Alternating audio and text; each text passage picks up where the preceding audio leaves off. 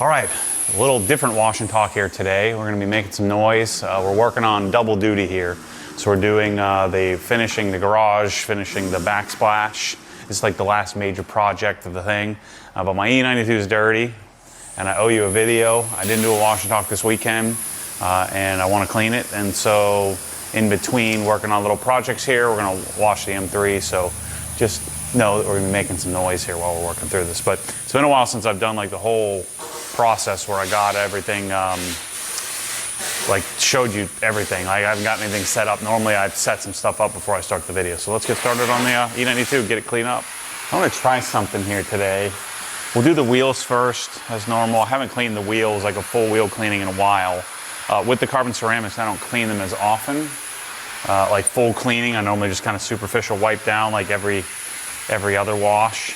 But I want to do, I was talking to Pete Hamber about dilutions and panel impact ratios, and so I'm going to try something a little bit different on this wash, make it a little bit simpler for me, and see if it works. I'll explain once we start to put it together. But as always, we'll get our pressure washer set up. I gotta get this ordered. I don't know if Tommy's ordered for me yet or not. But I need to get the proper tip. We don't have a 7.5 sized orifice for this, and I needed to get that.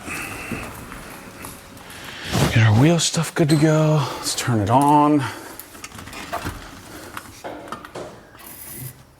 It's like noon, so it's not a good time to wash outside, so I'm gonna wash inside. So remember, Swiss Trax has channels under it. Plus, we're in a pretty humid climate that evaporates well. So the water will evaporate up through the tiles. So the water and soap and all that stuff's gonna fall down underneath the tiles, and then some of it will run out, the bulk stuff, because the garage is sloped, so it'll run out.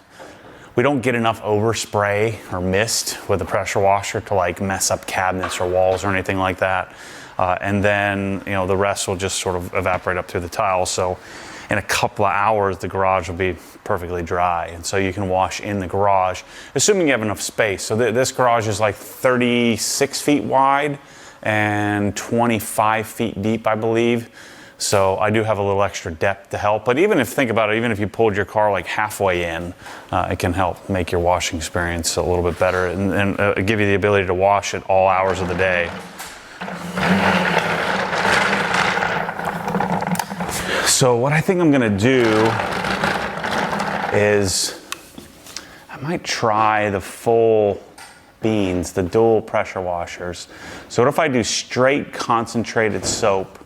And what Pete talked about is just get the soap on the car, get it quickly. So if I'm doing the sugar-based touchless, you just want to get it on the car, so I don't have to worry about using the whole foam can or anything like that. And so if I did a 4% panel impact ratio with this, I would need I need a little bit more concentrated product in order to so I need a little bit more than 1,000 liter or milliliters or 1 liter of product. But if I just move quicker, I'm probably gonna get a panel impact ratio somewhere on 3, which should be sufficient. We'll test it out in a minute. Still my all-time favorite car to wash. I love this thing.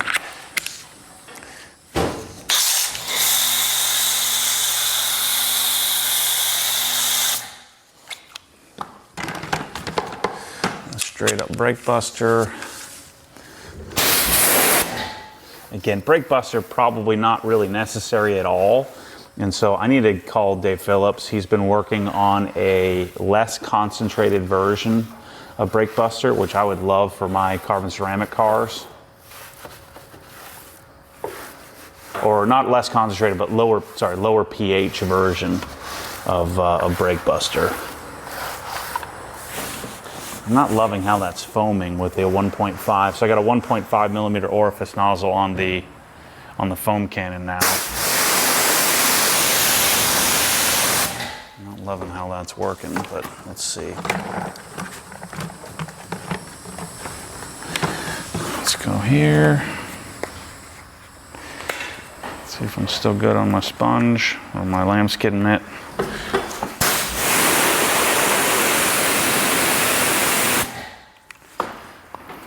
Because it's actual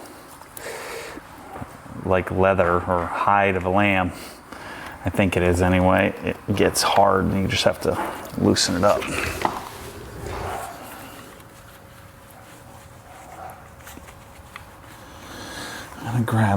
I'm interested in that Vonix wheel cleaner. I want to try it on. I did use it on the truck. Let me see if I have any left to try on this car. Man, this thing is clean.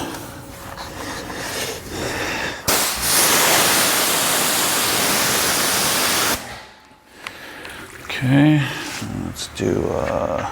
let's try that Vonix business.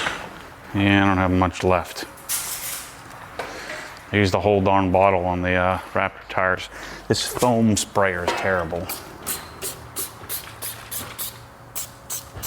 So the question is this stuff too aggressive or just regular cleanup? And then this is the new softer bristled version of the Detail Factory brush. So do I have the original one in here? I should, yeah. So this is the tester. Let's see if I like this. So this is the original. A little stiffer. I like this one's a little softer, especially for my cars that have a lowered stance where the wheel's pretty close to the wheel well there, or the fender.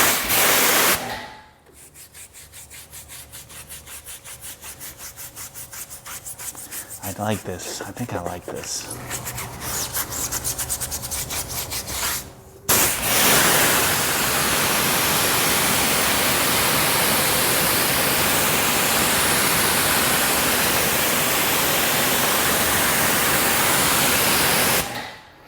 It's pretty good. Forgotten about my awesome titanium lugs. Titanium studs and then lug nuts. That's a good looking wheel combo right there.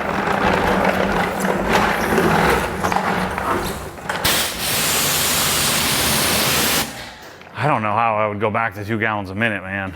It's too good, all this flow. Someone was asking today about is it really loud with 2 pressure washers? No, well, it's just loud with the flow, the water.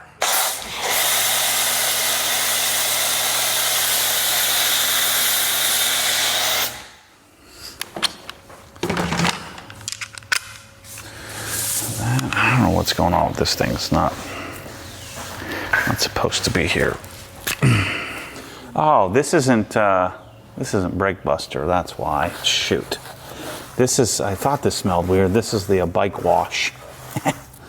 Well, we'll use the rest of it. Yeah.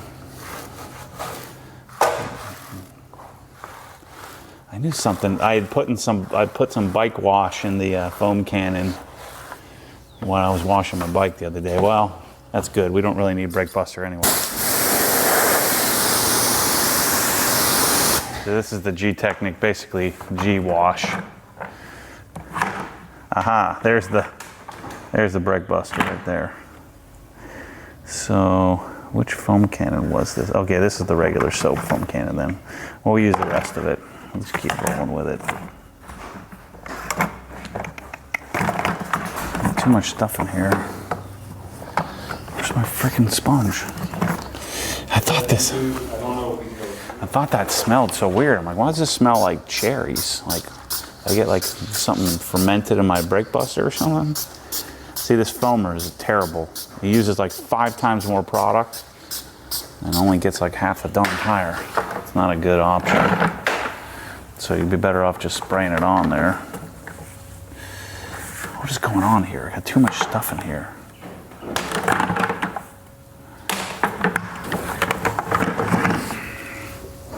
Take this out of here. There we go.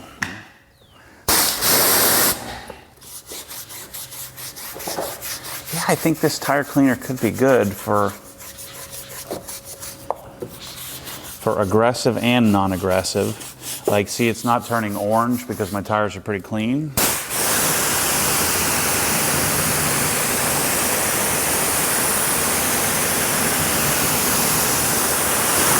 But like on Michelle's dirty Raptor tires, it worked really great. All right, let's do the other side. So the owner of Pressall came by, OG from Germany. They were running around the US doing stuff, visiting various vendors, I guess. And we showed them what BrakeBuster was doing to the bottles and the tips separating. And so we're hoping that they'll dig into that. We're hoping they can solve it, because we're getting close to wanting to launch a detailing line. So remember, my goal with a detailing line is not to have a detailing line, it's to have a curated, matching line of bottles with the best products in the bottles. Oh boy. You know what I'm saying? So I would put all that setup over there, and then Bryce and Pamco Labels are working on the adhesive, and then we're looking at getting a flame treating machine so we can flame treat the bottles prior. And it's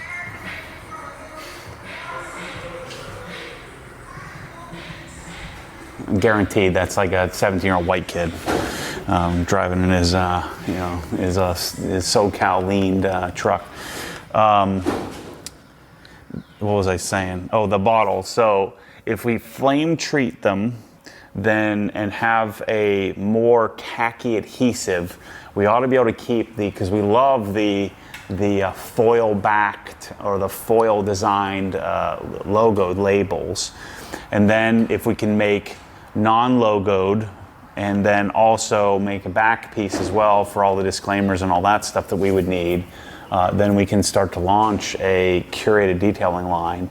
I've already started talking to all the vendors about that make the products to buy 330-gallon totes, and we get some more bottling machines, and then we would start bottling, labeling, and then wholesaling and making the whole, curated Obsessed Garage detailing line all available all over the place. So then I would pitch it to, have it, if we could bundle it wholesale for like my friends at IND, my friends at Dundon. I could, approach BMW, Porsche, Lamborghini. We could approach other, companies that don't specialize in detailing and let them, sell it through their store. Our friends at FCP Euro. And then I could talk, in various YouTubers that are in the car world into taking on our detailing line as their line, and they can, buy it wholesale and sell it. So it could be a pretty awesome thing that, and then everybody knows, we'll offer trainings and stuff like that. Everybody knows that the products that are in the Obsessed Garage detailing line are vetted and legit. But I'm not making any of them, other than maybe like tire dressing. And I would guess that it's only a matter of time before I find a tire dressing I like more. I've been playing with that Geon tire dressing that Bryce suggested that I like. I think I like it. And then drying aid, who knows how long that lasts with me. Maybe we'll find something I like a little better in the future. But the key is that we can punt. And we kind of do it strategically so that we sell out of all the old stuff before we launch the new stuff, that kind of thing. But if we're able to bottle, label, then I can really improve my margins, which then would allow me to do the wholesaling part. Because if I buy, a 330-gallon tote of BrakeBuster and bottle it myself, then I have a lot more margin to work with so that I can wholesale it. But I don't, at least at this point, I don't have any intentions of chemically, of blending my own stuff.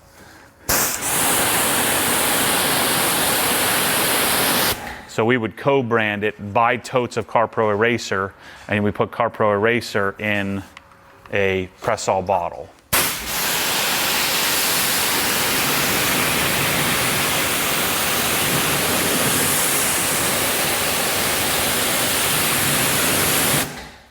If that makes sense. And then I'd work with Vonix, like if I like this rubber cleaner, and start bringing totes up from Brazil. Logistically, it'll be a bit more of a more difficulty. And then what I'd probably start with when we go to Canada, I'd probably start doing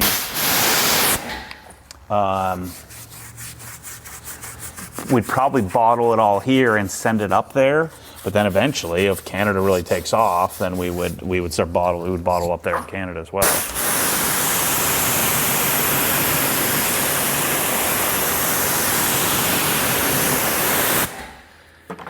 So I booked my trip to Canada. I'm coming to see you guys. So I'm going to Calgary. We're going to Banff. June. Oh, by the way, the key to keeping carbon ceramics from squeaking is to blow it out with the pressure of the water to keep all the dust build up, because that's when your carbon ceramics tend to get kind of squeaky. Let me just use the rest of the soap here.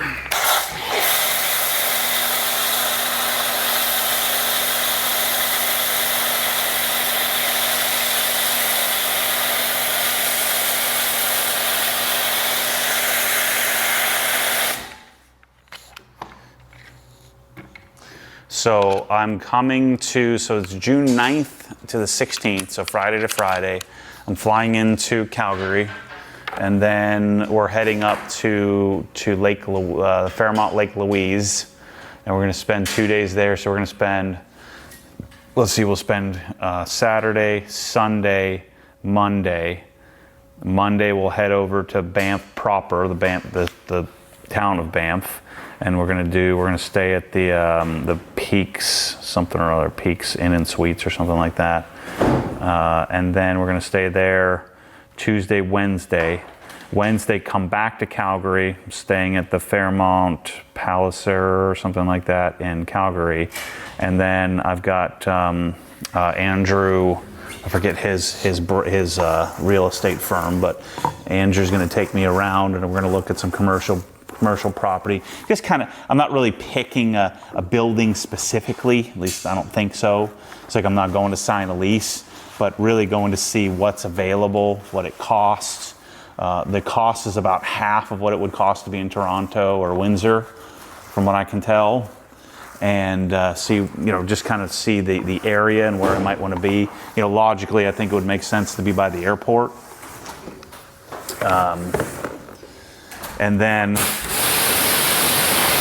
I don't know why I was sort of struggling with this, but I was not really having any interest to go to Toronto, even though logistically and from a business intelligence perspective, it would make sense to go to stay in Ontario, stay in where the heavy population density is, but I don't want to go there. And so I couldn't pinpoint what's going on here. And then I realized I don't do anything that I don't want to do. So why am I going to go there just because it seems to make more logistic sense? I want to love it. I want to be passionate about it. And so why wouldn't I go and put my place somewhere I find interesting?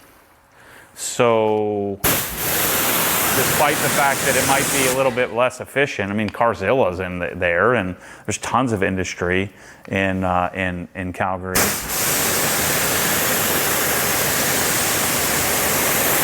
Why don't I do what feels right instead of what accountants say is right? So I'm going to keep that thesis of the whole thing.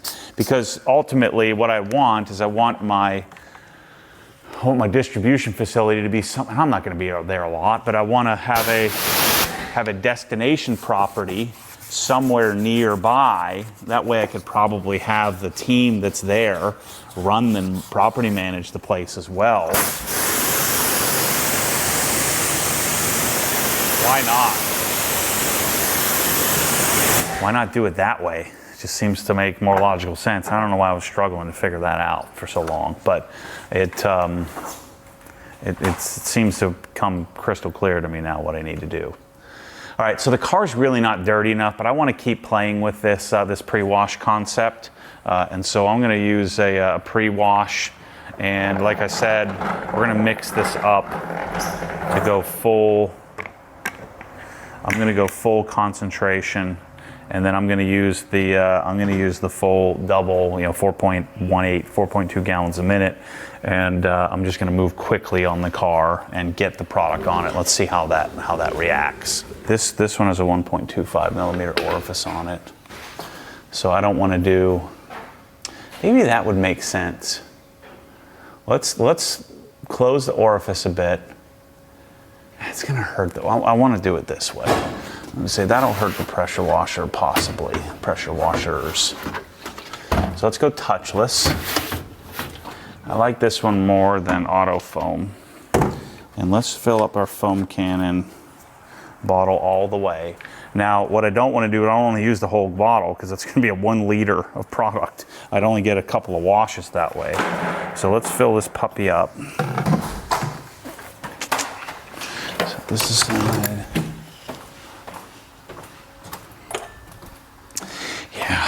You're gonna have a $500 funnel coming for this sucker.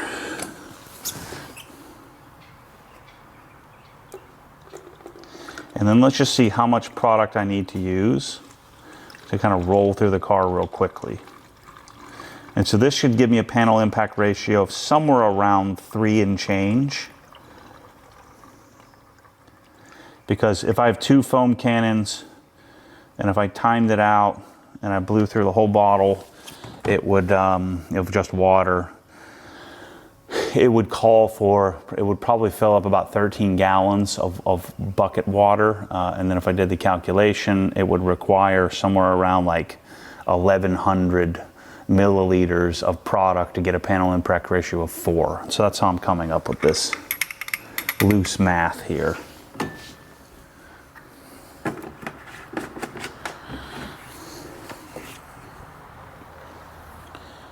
And so if you're not familiar, again, this is going to be pre-cleaning the surface prior to cleaning the surface, helping to reduce the possibility of scratching and marring the surface. I'm just going to get it on the car in short order.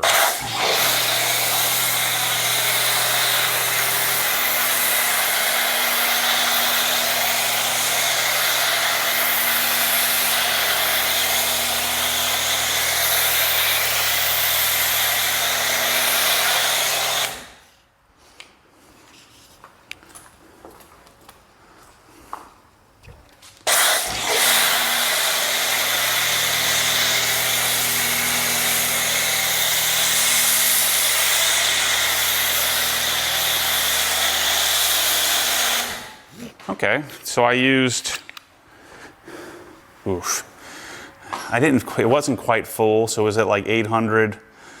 So I used about 200 milliliters of product. That's not bad. I mean, normally I use 150 milliliters of soap, so, and then what I'll do is I'll keep this in here because it's concentrated, there's no water in there, and I'll just leave this in my cabinet. I think that's the way to go. And then I'm getting my pre-wash done. So that made more sense. What I wanted Pete to do was make a more concentrated product. And he said, Matt, you don't understand, like it's not that simple. Like this product is specific. And so you can't just take the water out. There's not a lot of water in here. So just making a thicker product is not as simple. So he actually is sending me another prototype of this, of Touchless, that can be just, he says, just as effective at a, so actually I need to write, I'm gonna write it on here, not on the bottle. So I need to take this 1.25 off of here. I need to be able to switch foam cannons. So I'm gonna leave this in the cabinet. I'm going to write 1.25 on this so I don't get it confused. It's a good thing I have a couple markers.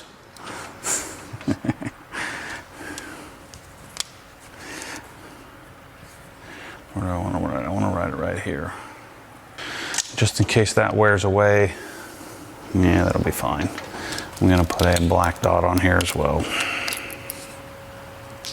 A painted black dot on each side.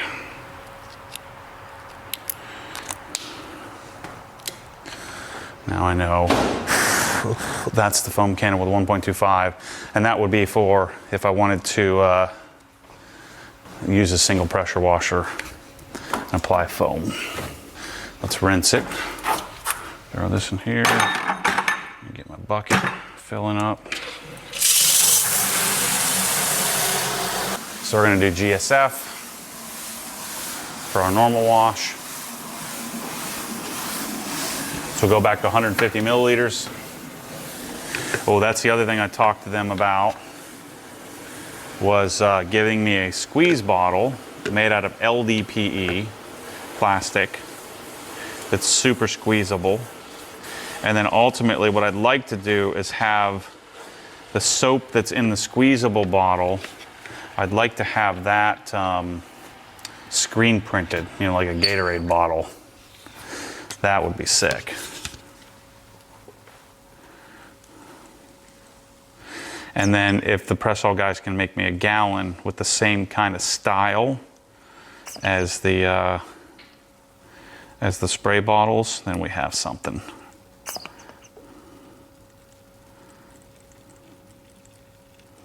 But I talked to them about just the sheer amount of money that they invested to get these bottles made is an incredible sum of money. So everybody says, well, just make your own bottles. It's not that simple, people, I'm telling you. All right, so our Touchless is ready to come off. So theoretically, our car is pretty clean before we even touch it. And with the sophistication of this stuff, we aren't tearing apart the coating that's on top of our PPF. Remember, this car is full XPEL, coated with CSL XO on top of that. I think this has XO V5 on it. I think. And again, you should do your Touchless on a dry car.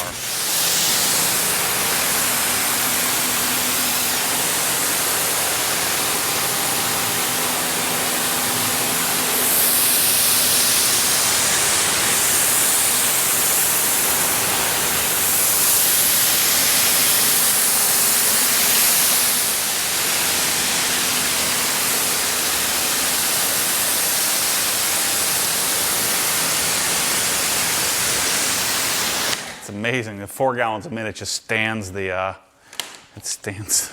wand up on its own. What's going on here?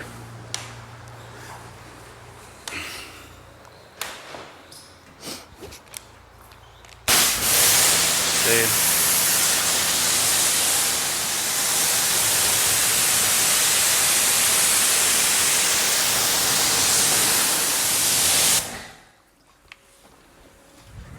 Man, the weather's been super great. I can feel the heat's coming. It's coming. Love bugs too.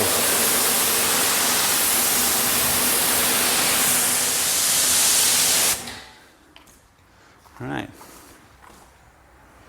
So, I mean, with the pollen and stuff that's on this car, it's pretty darn clean. I could probably just dry it off right now, but we're not going to do that.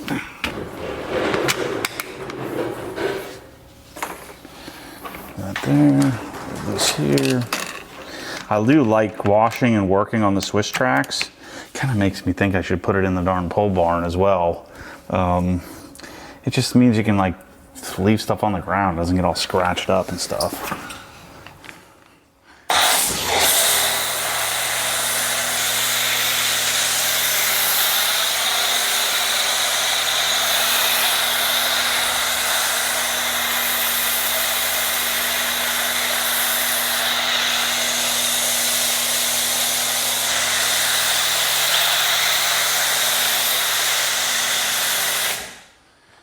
And don't panic, we haven't hit the cabinets with anything. See, so we haven't gotten any water on the cabinets. Even if we did, they'd be fine.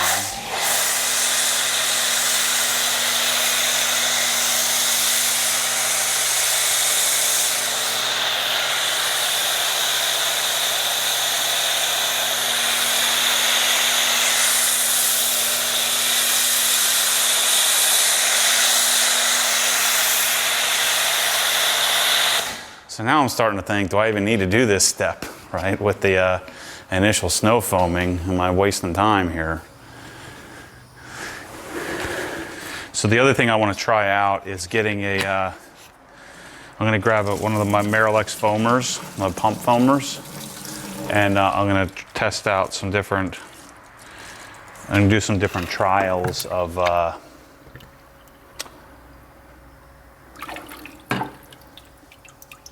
foaming with that to see if it uses even less product. So if I moved a little bit quicker, so 150 to 200 milliliters of soap of the snow foam, even at the 4.2 gallons per minute, just moving rather quickly, that was pretty decent. You know, that to me is reasonable versus, you know, putting a boatload of rifling through a bunch of soap. I just have to think about it differently than my normal foaming process.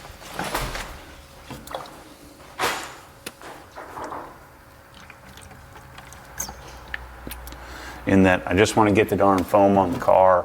I don't need to like take my time and all that. Because normally I'm thinking about managing using the whole foam cannon. In this case, when I'm doing the snow foaming process, just want to get it on the car and save the product, if you will.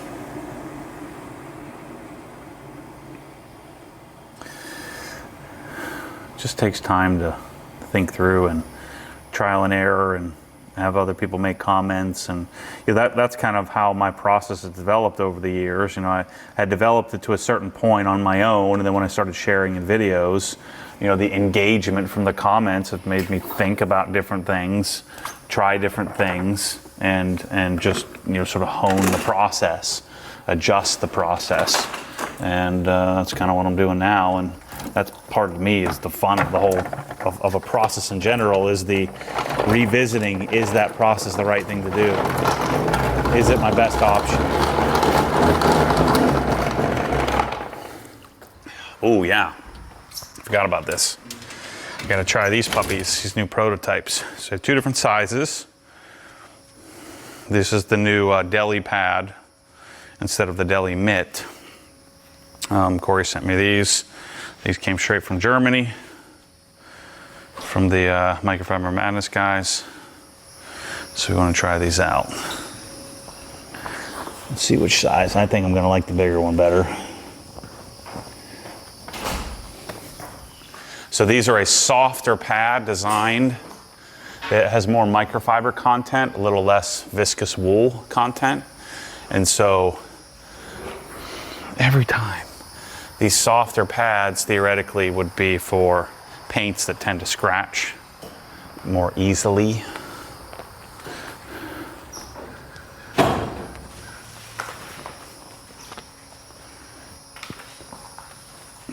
So we wanted to test out the size. See, the problem with this more microfiber content is this thing weighs like, so that's why they didn't do full size, because it weighs a whole lot more.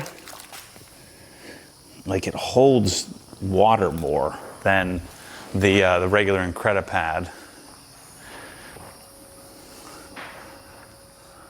So ergonomically, the regular Microfiber Madness pad to me is a much better option. But if you needed the softer, I mean, can't tell you, this is like baby soft.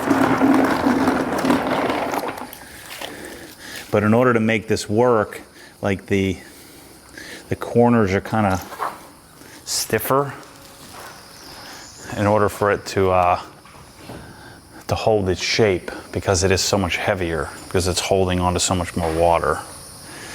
I don't know. Yeah, I definitely like the bigger pad, I think. Let's keep switching here in this wash. I don't understand how I always get it on that leg. Like, it doesn't make any sense. Yeah, this thing is, this is the right size for sure.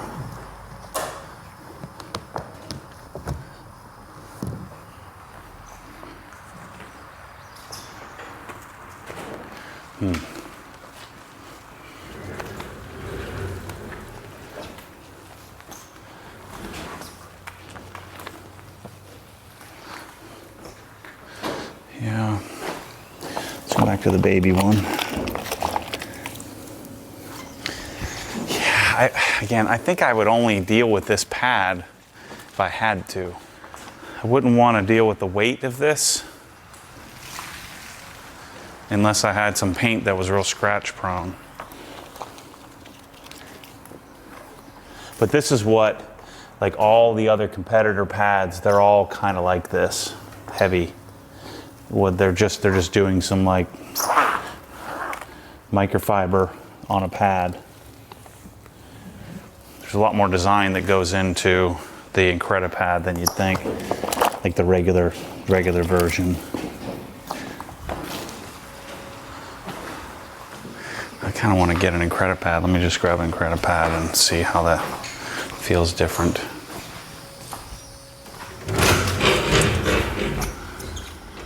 So this is squishier. I guess it does have the same kind of pointiness. I just never really noticed it because it's got a, it's like a plusher feel. See, but there's less microfiber. So it's like 20% microfiber and like 80% wool. So most of the base is this viscose material they call it. And so the base of this is different than the base of this. And so they add more microfiber content. I guess not. I'm making that up. This is heavy. Just never really thought about it. It's just squishier. Yeah, I'm glad I got this out because that does feel heavy too.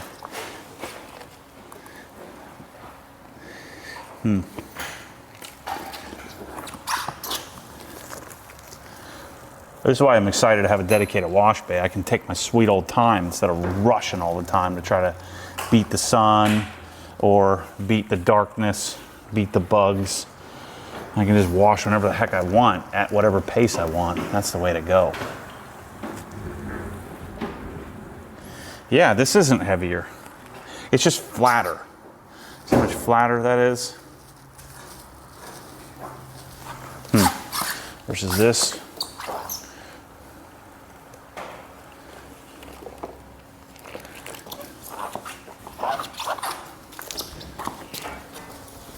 But it is gliding smoother, like it's definitely softer. So I don't think I would choose this on this car, but like maybe the Brewster, if the Brewster wasn't PPF'd. Maybe I'd do something like that. Or use something like this.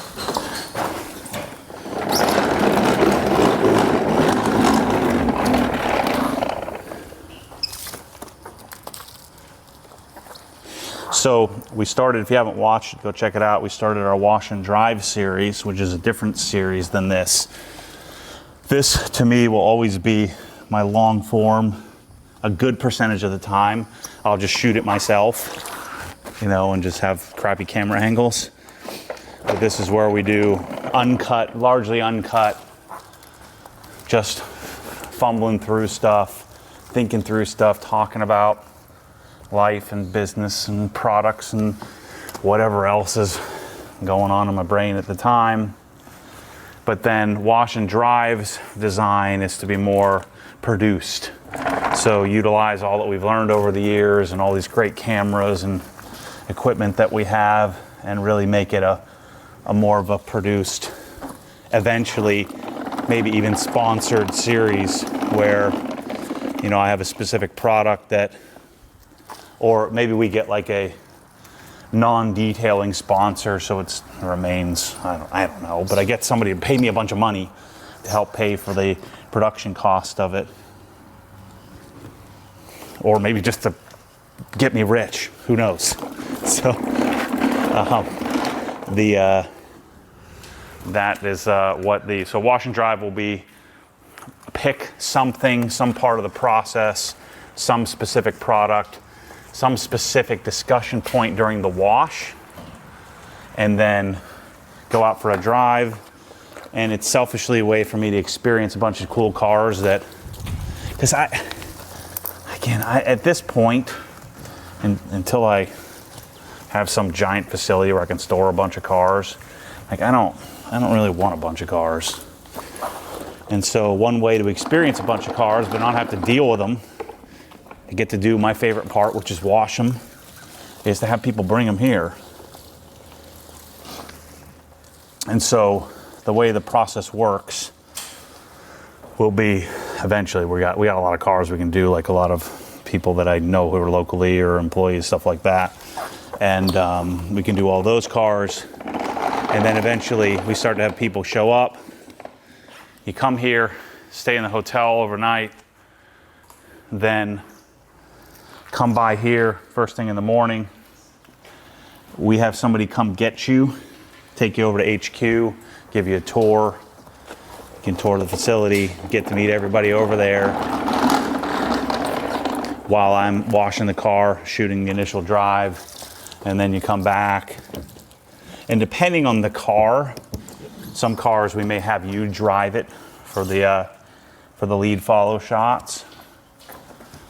Like Brandon's car, I had a meltdown in because I couldn't frickin' fit in that darn thing. I felt trapped, like I was frickin' bolted into those medium Recaros. I thought I was gonna die.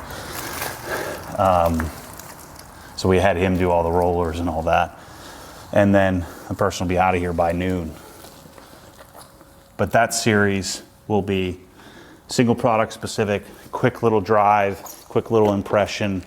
I'll do a little research beforehand so I know what they've done modifications wise, and then, you know the car a little bit about the car, and then just share my experience.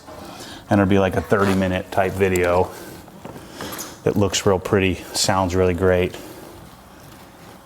and just it's kind of a marquee product that we can use to then market ourselves. I do like this little pad for doing door jams, but I think I'm going to tell Corey the medium pad is the better way to go. I like that better than the small.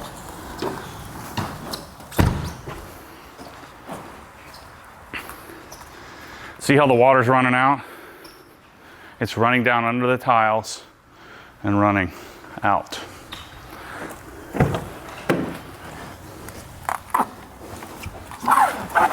Gosh, I miss these days of taking my sweet old time. And the cool thing about Swiss tracks, you can just throw stuff on the floor.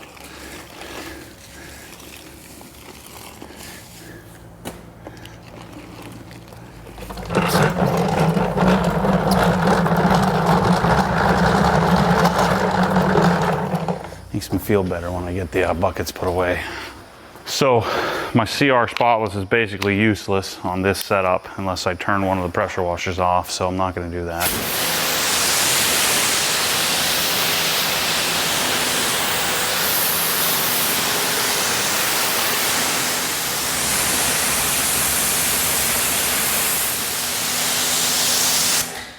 What a great car to wash, man. I don't know why I love washing this thing so much, but it's just perfect for washing. I think I've got 1,500 miles on it now, something like that. It'll get some more mileage when the E36 and the 997 leave.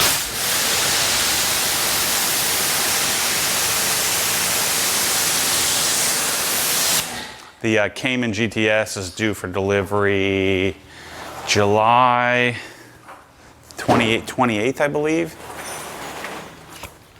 I'm telling you, man, there's nothing better than cleanup of a on-wall pressure washer system. Just pull off this little bit of excess here, get it nice and tight.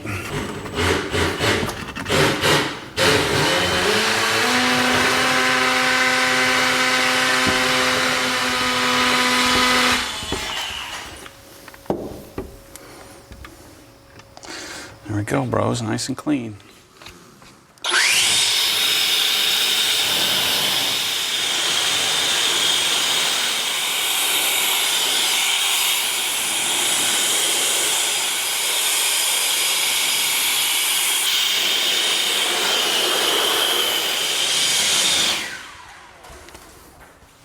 thing's got some serious jack. The 580, man, they're discontinuing it. This is the best one. They discontinued it just because they put a new model out. Because they're idiots. Yeah. What's better than 580? 615? Well, no, it's not. It's worse. So. I have a 650. It's loud. Okay, so let's wipe her down. Man, this car is darn near perfect, man. It's so good. This and my GT3 touring are going to be a nice combo. All I need is I'm kind of torn. We'll see how the 997 GT3 giveaway. Let's see if that gets me a big number or not. I'd really like to get a GT4 RS. We'll see. Right now, I'm working on the content part of things. So we're working on the DI system, making some progress there. So DI is coming along nicely. I don't have a launch date for you, but we're working on the second prototype. We've got the handle figured out to get rid of everybody uses those same goofy red handles that are a failure point, and they don't look good. And so I wanted to have a stainless, like metal valve mechanism, like a 3-way valve with a single handle. And so we're working on that. So we got that figured out. We've got the hose and piping figured out. So now we're going to start to work on the enclosure a little bit more now that we know what that looks like. Everything will be enclosed. And then making sure that our assembly on our end can be efficient and we don't have to do any soldering or any kind of weird extra. Everything needs to be able to screw together. Also for future, fixing parts and things like that. And then on that theme of making stuff, prototyping stuff, I've got a set of cabinets. I showed them on Inside the Hex. I'll show them again with them assembled.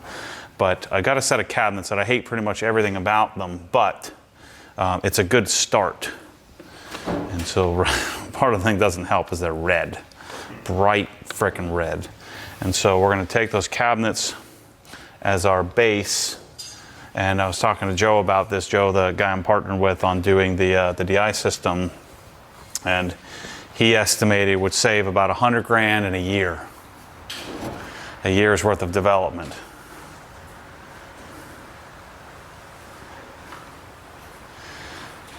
Of a year's worth of engineering time, prototyping. That we at least have something to start with, and we can work off of that. We also have all the engineering, so I have the IP for it. My friend Matt, and he would be in on it with us.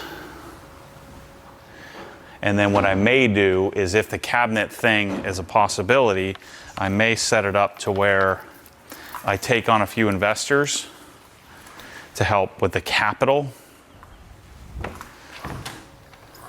and cut them in on a dividend and some upside. But that's something we may do, and we may go in pretty deep on that. So we'll see. And so we're going to start with what I'm looking for is this cabinet setup is not practical. It's so much frickin' money. $30,000 for this amount of cabinets in your garage. But even if you did a more practical array, it would be 20, 15. That's a lot of money. And just basically cuts 99.99% of the general population from ever doing anything like this. And so then you're forced to go to New Age or Husky or some junk like that. So, but if I came to you and said, hey, you can have an array, maybe not this size, but you had let's say you had like a 18-foot array of cabinets. An 18-foot array of cabinets, if it could cost you something like, I don't know, $5 grand, $4 grand, $6 grand, something that was aspirational, but was reasonable, that you could actually consider, hey, You know, I'm not going to buy the $2,000 set of junk New Age stuff. This could be a, you know, a viable thing I would reach for, that I could have these cabinets and have them for, you know, a lifetime, for a long, long time. And so that's what I'm looking for. I'm looking for basically what I'm looking for is what Sabre used to be. Is that possible? Can we engineer something like that? And maybe even like I love the look of Sabre. In fact, I like, out of all the cabinets we sell, I think Sabre looks the best. But if we had something that looked even better, basically with Sabre, I'd like to improve the handles. But the other thing that's a real problem with this stuff is shipping. And so you have to have residential delivery. You have to have, you know, unless you have a commercial building, but you have to have that residential delivery cost added on. You also have to have a lift gate added on. And so if we were able to flat pack and fit like a 15-foot array on 2 pallets, it could save like, you know, thousands of dollars in shipping. And then we could almost build it into the price like everybody else does, you know, like New Age and stuff like that does. And deliver it.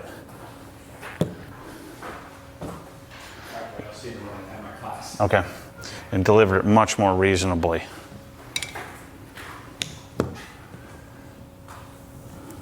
That would be pretty sick. So that's what I'm working on. And then even better would be if we could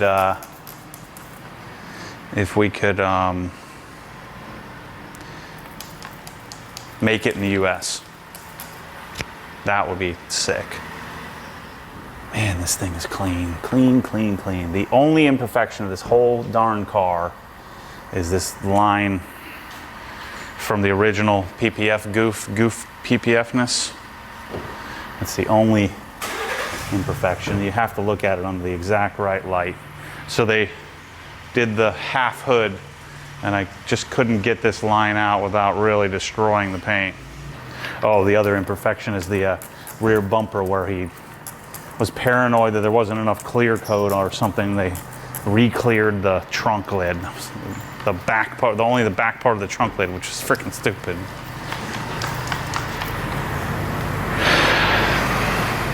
So doing cabinets, man, if we had our own cabinet line, and I think that's where I'm headed. We're headed to different countries. We're headed to a bespoke, curated detailing line, working with the best brands and the best products, and, you know, having our own bespoke bottle line with a full suite of labels, and we'll have solve all the issues of, like, you know, citrus base cleaners leaching through the bottles, and we'll do some fluorination and flame treating so that our labels stick properly, and solving all those problems. Also, we'll start to develop and manufacture our own pressure washing systems, where, hey, I've tried to partner with companies, but they just steal it. So we'd have to, you know, develop our own IP and have exclusivity on that, and then start wholesaling. So the future is really bright. Same thing with garage. You know, garage design is going to continue to grow substantially. We're going to grow the audience as well. So, and I'm just going to keep doing what I do. Just keep doing this. And that would be the life.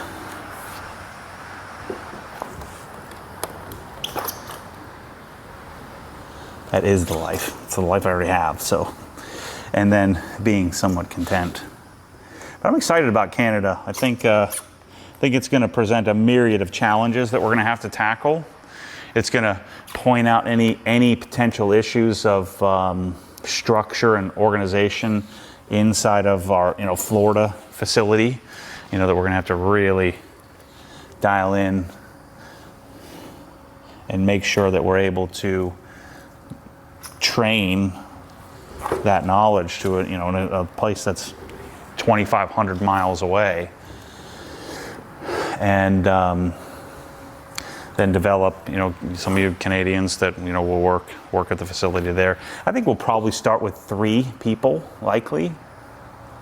And I'll spend a lot of time asking the audience and the customer base to be patient as we figure it out. And it's going to have to be, I want to have every single product there right away, but it's going to take several years to have a full suite of products available.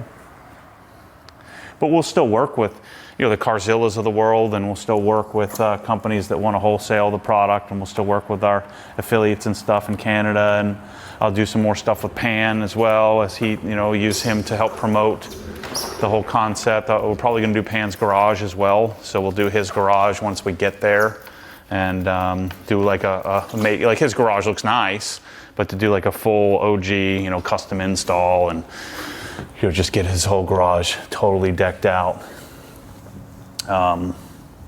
We'll see logistically if it makes sense to have a separate line of cabinets in Canada. Like would I work with Haley and Rousseau there, and then work with Sonic and Lista here? Would we do it that way?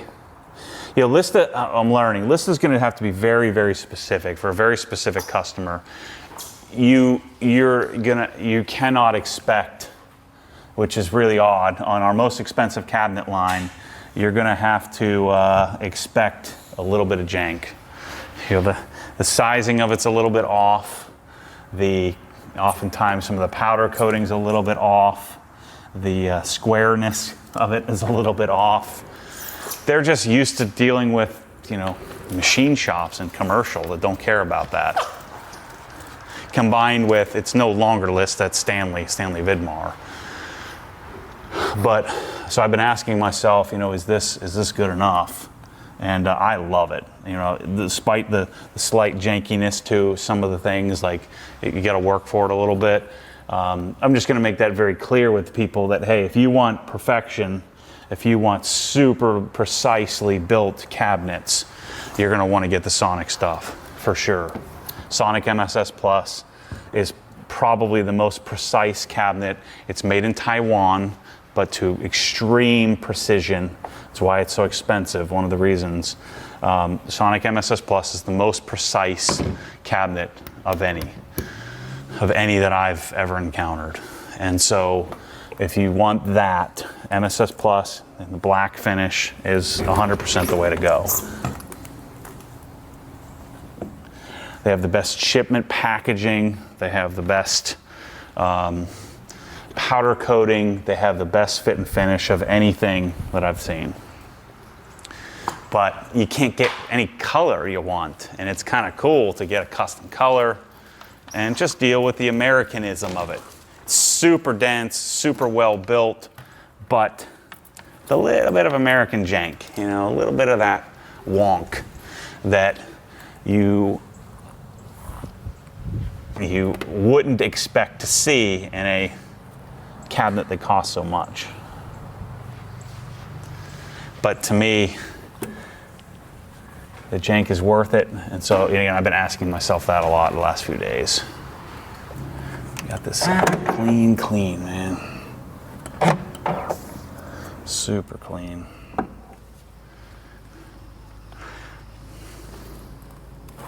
This has got to be, it's maybe not the best E92 on the planet, but it's got to be in the top 10.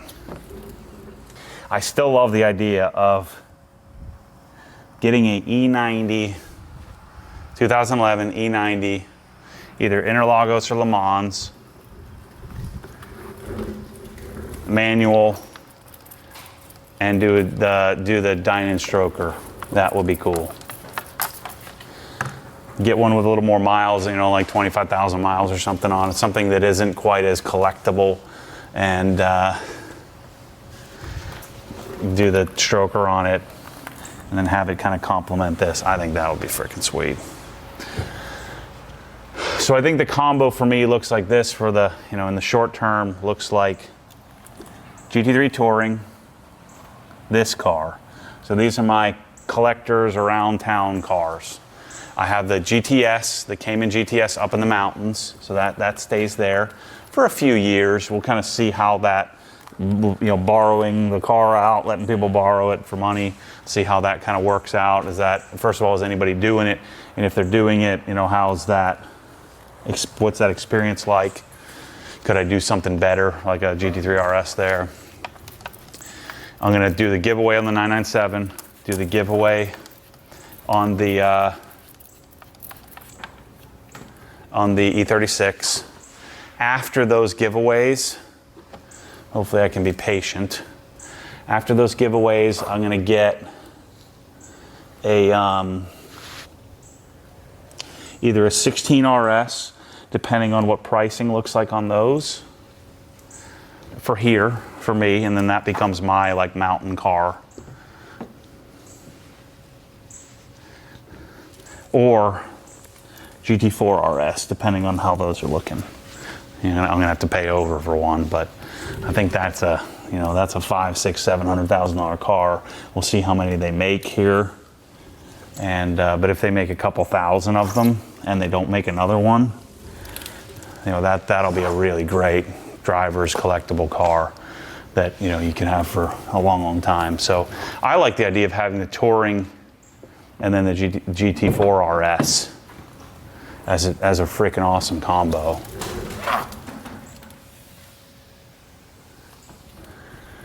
So I'd have 3 cars. We'll have the Rivian as the family flex vehicle. We'll have the Raptor as the family beater. So the Raptor and Rivian will go outside or go out there. I'll have 2 cars here. So I'll have 2 cars parked here and 2 cars at HQ. That's the plan. And 1 car at Helen, which that doesn't really even count. So for the Cayman GTS that'll be there, I think it'd probably be, I'm going to do some sort of mileage version. Like if you just wanted to experience it, drive it around for a little bit here and there, putt around town, maybe go hit a couple of roads with it. We'll try to make it something like like $1,000 or something like that. And then if you want to go and drive it a bunch, we can do like a premium tiered option where maybe you pay $1,500 and you get 1,000 miles, where you can drive it, go up to the Dragon and do multiple trips, and spend the bulk of your week. If you're going to spend the bulk of your week driving the car and not tooling around doing other things, then we would just have a premium option where it would help offset the cost of it. The cool thing about that car is there's no maintenance. Change the spark plugs at 12,000 miles. Change the oil. That's it. I'm doing an aftermarket brake upgrade.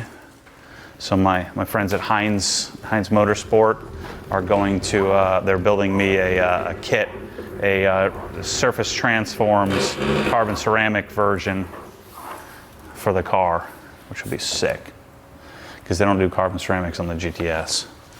I just didn't want to pay the extra $30,000, $40,000 I was going to have to do to get a GT4. And if I had a GT4 there, then I would like it too much, and I would feel, I just think that it just seems right to me to have that car there. I mean, a GTS is basically a GT4 with a different suspension and brakes, but the engine's the same.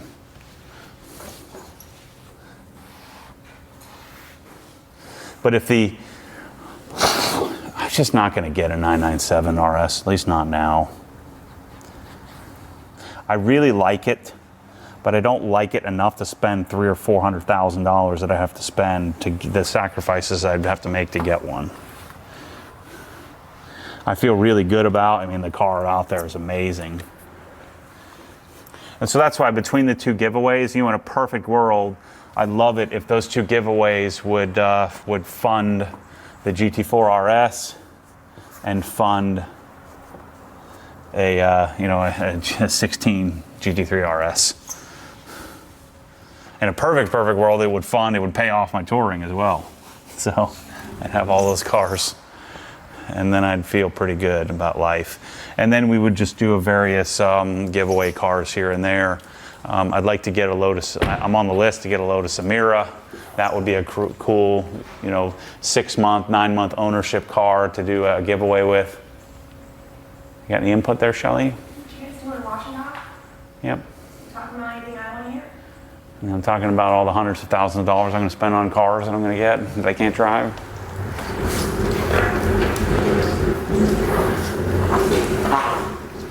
It's not that much. I'll start driving them. Yeah, I'm sure you will. Yeah, I'm on the kick of I want special cars. And I'm done with thinking there's going to be cars that I like. Oh, the other car I thought about doing as a beater, forgive me here, but do the manual Supra and then send it up to Matt Schaefer and have him do like a freaking crazy stereo in it. That would be cool. What do you think about that, Shelly? I don't think about it, not at all. Like crazy, crazy stereo.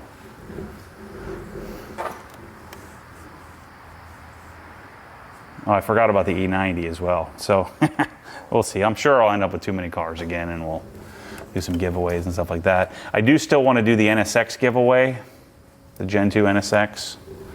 I do want to do that. In a perfect world, the Type S's will continue to come down. Why is that rubbing?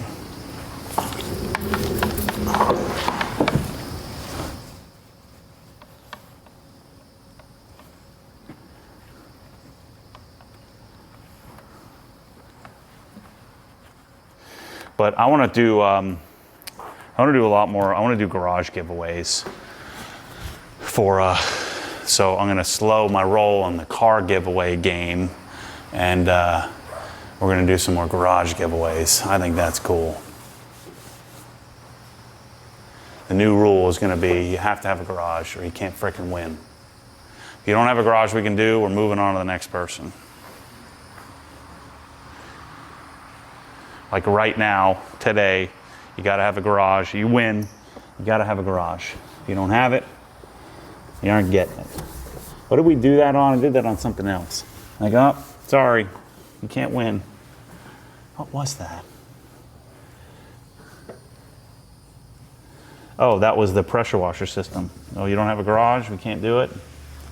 Sorry, thanks for your time. See ya. Next person. So the plan is to do, we're doing the RS first. So the RS is happening here in June, July. Then September, October is the E36. And then December, January is a garage giveaway. Basically like a $100,000 garage giveaway. And then that's all I have planned.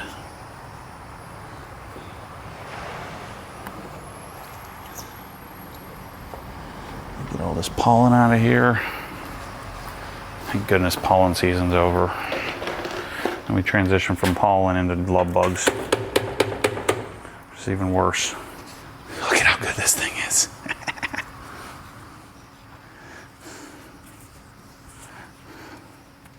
There will not be a giveaway on this car. That, I can't promise you, but I can say that with reasonable certainty.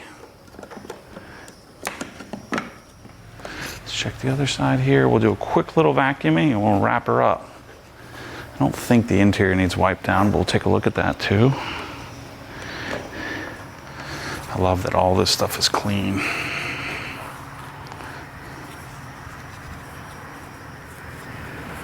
I have to do the wheels too. Shoot, let me do that first.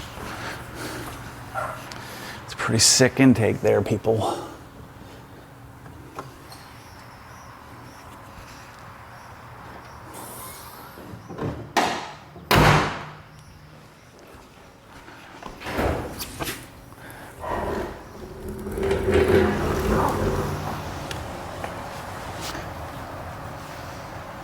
Yeah. I just wonder if using that tire cleaner all the time will do more stripping than I really want to happen. Once you build the base layer, I kind of like to maintain it and not strip it. It sure seems like it stripped quite a bit off.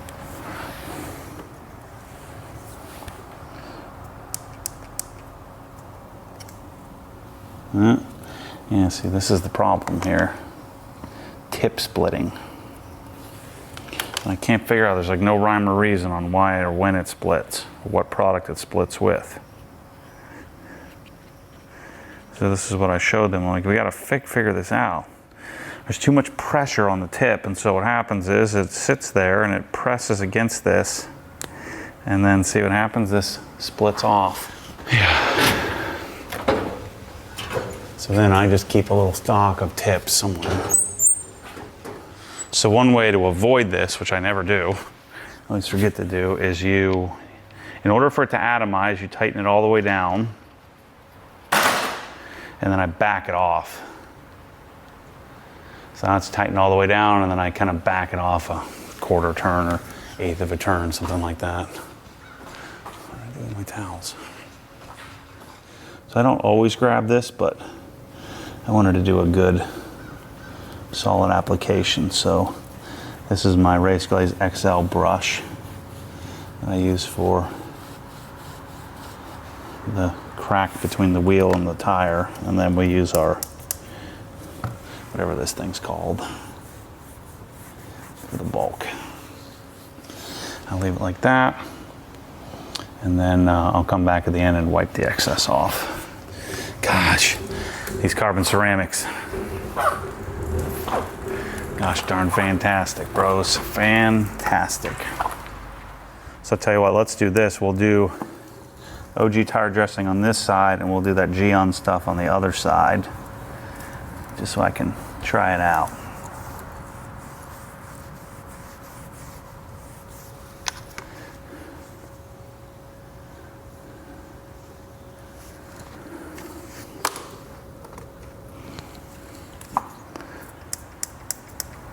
It's my favorite darn discoveries is this thing. The other nice thing about Swiss Tracks is water's underneath it, so it's not pulled up. So when I do my tire dressing, I don't grab crap from the ground around it. Sweet. This is dicey. It's got to be really dicey for detailing companies. So I'm like taking my own product, and then I'm trying something else under the risk that my own product isn't as good. And so that would mean that I would have to punt my own product, and I'd have to go to this. And it may mean, like, because I'm sure the margins are going to be better on my tire dressing than this would be for me. And so there's also going to be a factor of, you know, is it worth the effort? Like, is it like just the same, or is it like remarkably better? My first couple of uses of it, what I've noticed is that I feel like it goes on a little bit, because it's a lot thicker. Like I feel like it's a maybe a little bit more consistent of a finish than the OG version, the OG tire dressing. But I'm not sure that it's, I don't know. This is only like the third time I put it on, so longevity seems to be about the same to me. It still matters, most importantly matters how much that you do proper prep and get your tires clean. That's the most important part. And then you're gonna build layers, so you're gonna strip some of it off in your washing, and then you're just gonna kinda build layers of it over time. Yeah, I don't know. I'll keep playing with it, keep assessing it. Smells like coconuts. All right, let's do a quick vacuum, and we're done. No, I didn't show you guys this. I like this this setup here. So what we do to take this. This is the Hafele system. And then I have my towels go in here. I do like, I don't know, colored, darker like blues, and then do the darks over here like this. Once it gets full, now I need to go fill it up. Soft close. Pretty sweet. So if you want one of those, I'm a dealer for these now. You can do it in any of your cabinets. You just move your shelf. Your bottom shelf has to come up to, get the tape here.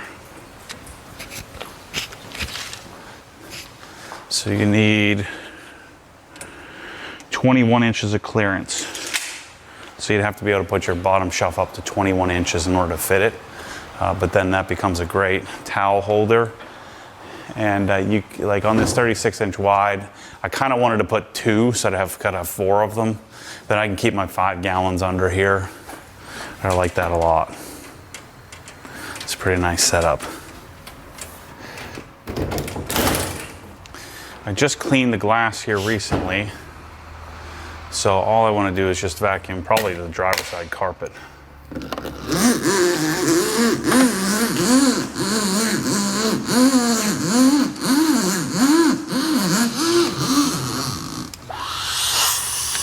Tell me this isn't the dream.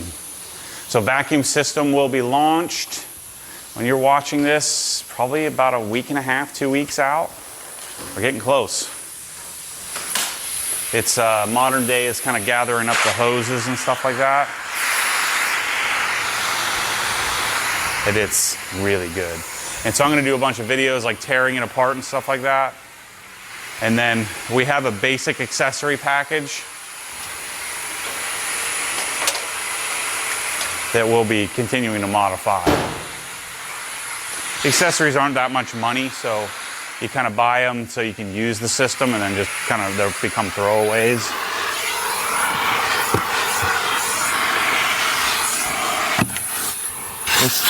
This is a total superficial clean. I don't even need to take the big mats out. Just kind of surface level clean it. It hasn't been raining here, so it's been really, really nice.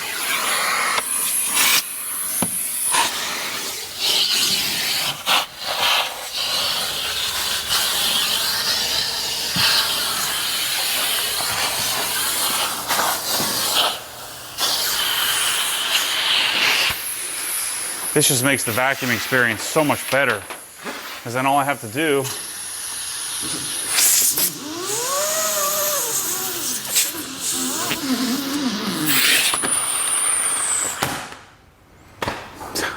tell me that isn't freaking fantastic. Let's do a little quick little spritzeroo of some, so let's do Bliss. Little Angel Wax Bliss. Little spritzes on the carpet there.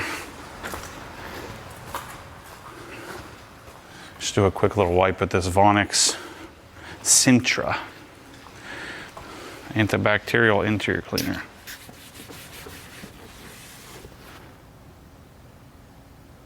Pretty good. That's it. That's all we needed.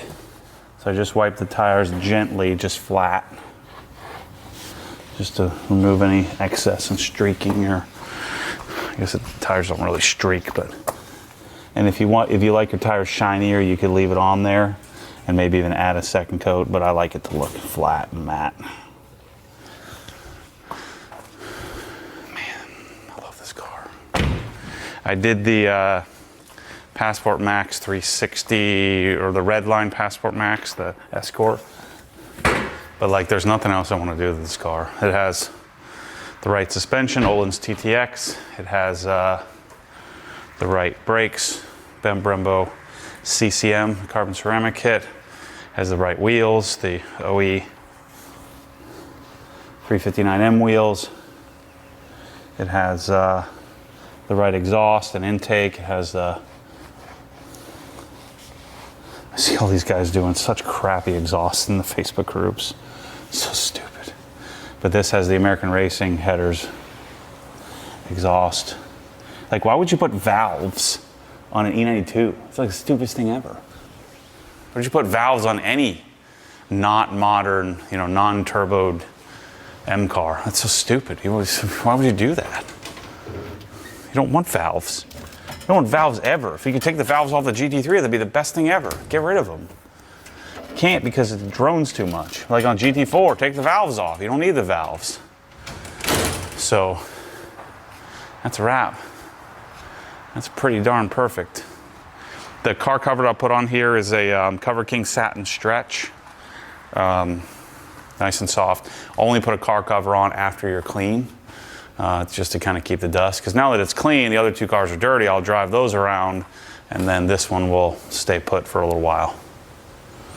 The goal of this car for me is to drive it a little bit here and there and make it special and put, a couple thousand miles a year on it maybe less. That's my plan. So anyway, thanks for watching. We'll see you hopefully on the next wash and drive here shortly. We'll see you on that soon. As always, stay tuned for more crazy. See you on the next one.